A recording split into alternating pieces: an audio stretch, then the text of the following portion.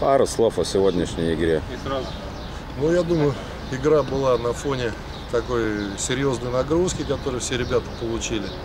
Плюс сегодня жарко все-таки было, 25 градусов, но хороший соперник, такая боевая команда. Вот. И мы плохо вошли в игру, пропустили гол сразу.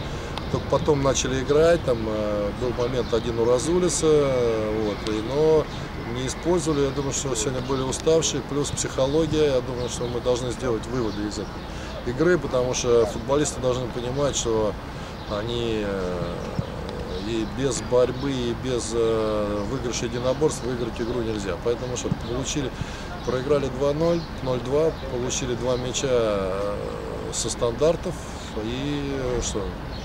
Хороший спарринг для того, чтобы, в принципе, понять.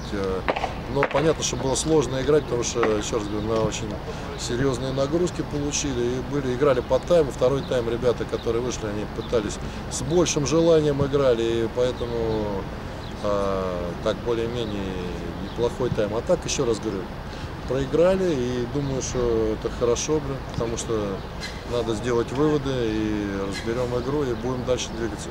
Так что вот все. Спасибо. Спасибо.